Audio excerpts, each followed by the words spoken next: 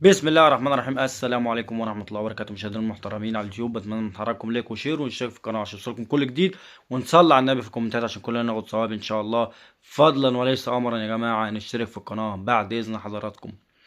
حاجة يا جماعة ما طلعتش اتكلمت عليها وما اديتلوش حقه، وهو اللاعب لاعب نادي بيراميدز قطة كان سجل هاتريك في المباراة بتاعة امبارح. طبعا الشوط الاول خلص 0-0، والشوط التاني نزل قطة سجل التلات اهداف. طلعت في فيديوهات قبل الماتشين اللي لعبهم منتخب مصر، وقلت ازاي لاعب زي ده ما ينضمش للمنتخب، ازاي لاعب زي ده ما ينضمش للمنتخب. اخر فترة مساهم بنسبة كبيرة في النتائج الايجابية اللي بيحققها نادي بيراميدز. ما ينفعش يا جماعة لاعب زي ده ما ينضمش للمنتخب، لازم يكون مع المنتخب الاول، المنتخب الدولي، تمام، مش منتخب المحليين.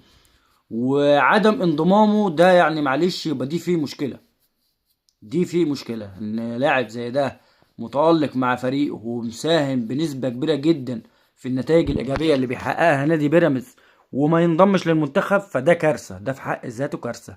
وفي مشكلة كده بقى ايه مع الكابتن حسام حسن. تمام، انا اتكلمت في فيديوهات كتير جدا وقلت الكابتن حسام حسن يبص ويشوف اللعيبة اللي تستحق، يشوف اللعيبة اللي تستحق يا جماعة. ده منتخب مصر، اي لاعب محتاجه منتخب مصر ينضم ويلعب. قطة ده ما ينفعش ما يكونش موجود. امام عاشور ان شاء الله باذن الله الفتره الجايه يكون موجود معانا ان شاء الله في افريقيا. قطة ده لازم يكون موجود معانا يا جماعه، لازم يكون موجود معانا. واتمنى يكون، والله مش عشان انا اهلاوي ولا عشان بشجع الاهلي ولا الكلام ده كله، ولكن مصطفى شوبير نتمنى نشوفه في افريقيا هو الحارس الاساسي. والله ده حق ربنا، واعتقد ان في ناس كتير جدا هتوافقني في الرأي ده.